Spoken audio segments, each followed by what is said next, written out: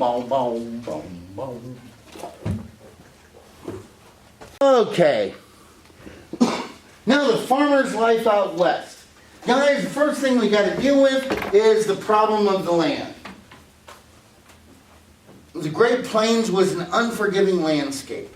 Now the government knew this, but they wanted to try to give people an opportunity to move out there. So they passed the Homestead Act of 1862 that said, look, you go out there, you live on the land for 5 years, you get it free. Or you can live on it for 6 months and we'll sell it to you for $1.25 an acre. Now wait a minute, why would someone be fool enough to just live, when you could have gotten the land free for staying around for 5 years, why would you just live on it for 6 and pay $1.25 an acre? Nobody here watches TV Saturday mornings with their parents?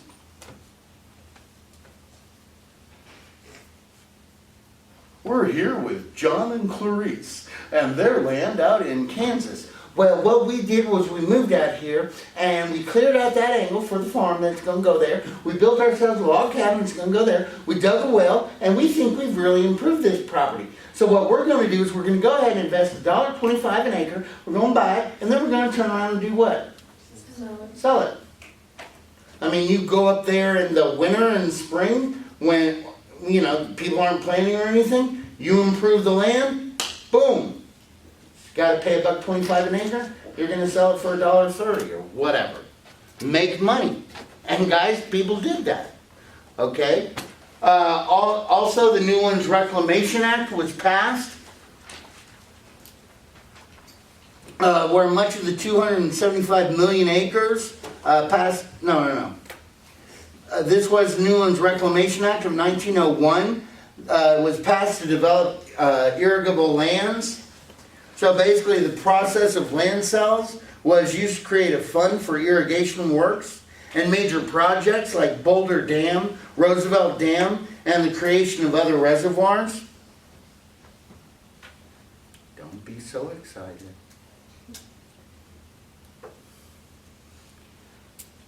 Why did the cow get in a wreck? No, that's good. It's because its horns didn't work. Dun, dun, dun, dun, dun. Now the farmer's life. Okay, so you get your land cheap, but everything else isn't. I mean, you had to buy horses, livestock, wagons, dig wells, build fencing, seed, and fertilizer. You had to get all that. Meanwhile, the freight rates charged by the railroads to take your goods to market were excessively high. Indeed, it cost you 5 times as much to take goods. Like it cost you 5 times as much a mile to take goods east than if you lived in the east. It would cost you, for every, like, if it cost you $1 in the east, like to go from New York to New Jersey, or that mile would cost you $1. In the west, going from Kansas to the other way, cost you $5.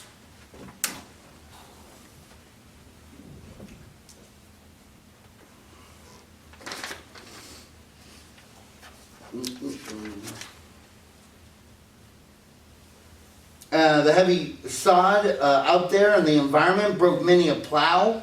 As there was almost no wood in the Great Plains, families used like buffalo chips for fuel. They were in a constant battle with the elements, like tornadoes, hailstorms, prairie fires, blizzards, swarm of locusts that might cover the ground 6 inches deep, consuming everything in their path. Now there were some things that aided the farmers, like railroads began to bring lumber. Many of the farmers built sod houses where you'd build the frame out of wood and then you'd like use dirt and sod to build up the walls. It's like you're living in a hobbit hole. In 1868, James Oliver of Indiana made a sod buster of the chilled iron plow. that was easily mass-produced and therefore cheaper, combined with the new McCormick Reaper that increased the speed of harvest from 2 acres a day to the rate of 2 acres an hour. So what used to take you a whole day, you can now do in an hour. You have these huge bonanza farms spring up. One farm in North Dakota had more than 13,000 acres of wheat that got one visitor to claim that the railroad train rolled through it as if on an ocean of grain.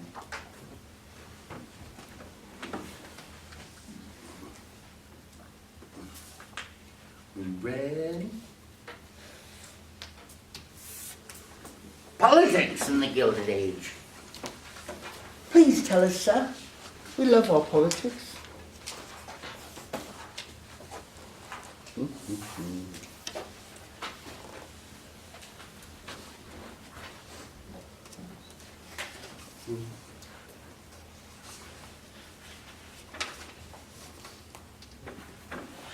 Okay, basically, during the Middle Age, the corruption of politics, Americans saw their nation as a safe island of political democracy in a world dominated by undemocratic governments.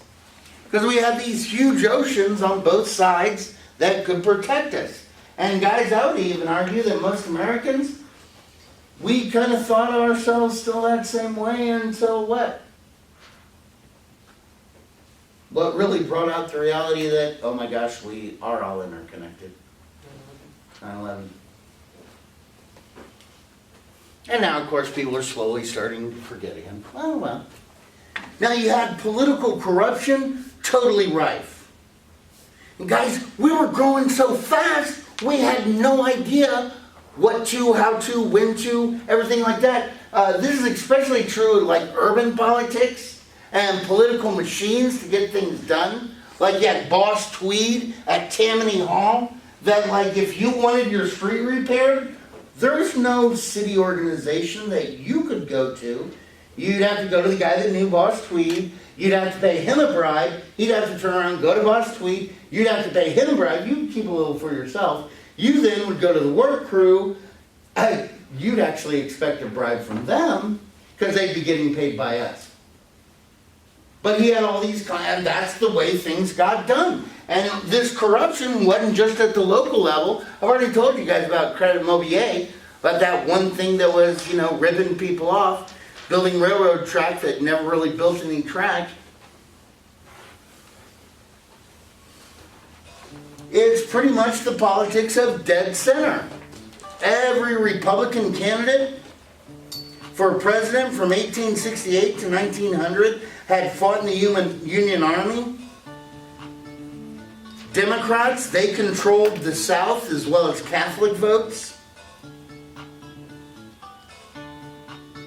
The parties were closely divided. National elections were very close.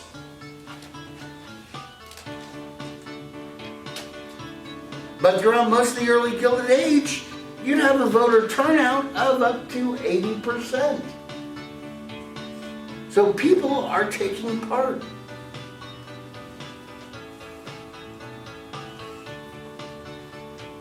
Gilded Age presidents made very little effort to mobilize public opinion or exert executive leaderships.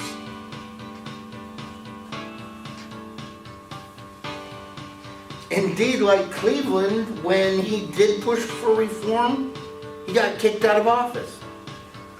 Of course, Cleveland was weird. He's the only American president that was president, then not president, then elected president again.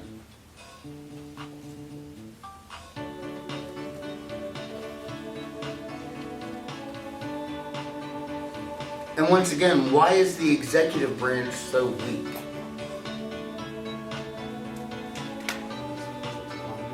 Huh? Yeah, but why do they leave it to Congress?